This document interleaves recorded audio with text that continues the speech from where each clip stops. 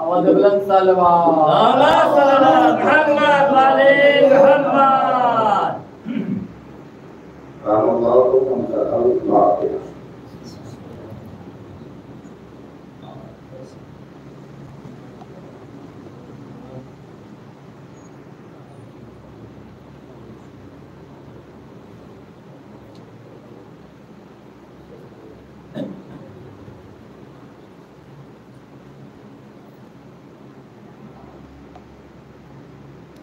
لا حول ولا قوة إلا بالله العلي العظيم. أعوذ بالله من الشيطان الرجيم. بسم الله الرحمن الرحيم. الحمد لله الذي هدانا لهذا وما كنا لنهتدي لولا أن هدانا الله. ولقد جاءت رسل ربنا بالحق. الصلاة والسلام تحية الإكرام على أشرف الأنبياء والمرسلين وخاتم النبيين مولانا ومولانا الجد الحسن والحسين أبي القاسم محمد. اللهم صل على محمد وعلى محمد. وعلى الطيبين الطاهرين المعصومين المظلومين. ولعنة الله على أعدائهم أجمعين من الآن إلى يوم الدين لا سيما والثاني.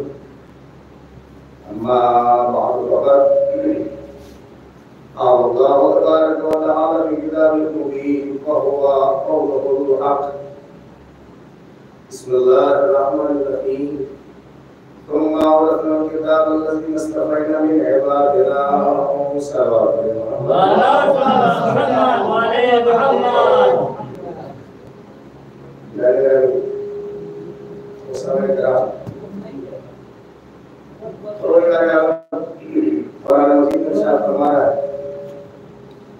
ہم نے اپنی کتاب کا وارث کس سے بنایا ہے، اس کا چناؤ، اس کا انتخاب ہم نے کیا.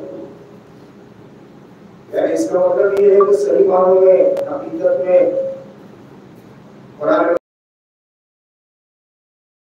وہی بندہ اس کائنات میں ہو سکتا ہے جسے اللہ نے وارث بنایا ہے. جو تو اپنے سے وارث رسول ہو جانا، وارث کتاب ہو جانا الگ بات ہے، مگر جس میں جو صحیح معنوں میں وارث قرآن ہوگا، جو صحیح معنوں میں وارث علم رسول ہوگا، ان میں اور ان میں زمین آسمان کے سمجھنے کے لیے کہا جاتا ہے زمین آسمان کا فرق ہے، ورنہ بہت فرق ہے. بہت فرق ہے. میں نے اس سے پہلے کی مجلس میں آپ حضرات کو عرض کیا کہ جو واقعی وارث قرآن ہے، جو محسوس من اللہ ہے، جسے اللہ نے وارث قرآن بنایا ہے، صحیح معنوں میں وہ بتا سکتا ہے کہ کون سی آیت کب نازل ہوئی، کون سی آیت کہاں نازل ہوئی، کون سی آیت کس کے فضیلت میں نازل ہوئی. کون بتا سکتا ہے؟ جو قرآن کا واقعی وارث ہوگا. سب نہیں بتا سکتا. اچھا یہ ہو بھی سکتا ہے کہ کوئی رسول اسلام کے ساتھ مسلک موجود ہو تو کہہ بھی سکتا ہے کہ چلو یہ مکے میں نازل ہوئی، مدینے میں نازل ہوئی، حضر میں نازل ہوئی، سفر میں نازل ہوئی مثلا.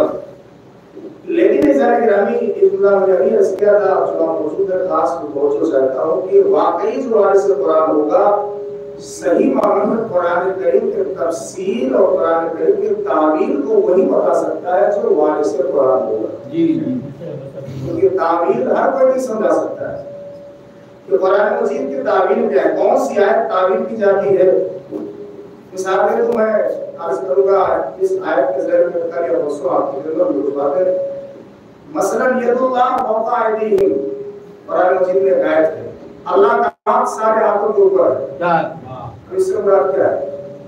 کون بتائے گا کہ اللہ کا ہاتھ کہاں ہے؟ جبکہ اگر اللہ کا ہاتھ مانے تو اللہ کو جسم والا ماننا پڑے گا، اور اللہ جسم رکھتا ہی نہیں. تو اس کا مطلب ہے اب اس آیت میں تعبیر کی ضرورت ہے کہ اللہ کا ہاتھ جو سارے ہاتھوں کے اوپر سے وہ ہے کون. تو اب میں کل عرض کروں گا، اسی دن اس کی تفسیر عرض کروں گا کہ جب تعبیر کی گئی تو کچھ آیتوں کی تعبیر کی گئی، بادشاہوں کے سامنے تعبیر کی گئی ہے، اور تعبیر کرنے والے کوئی اور نہیں ہے محمد اور آل محمد علیہ السلام.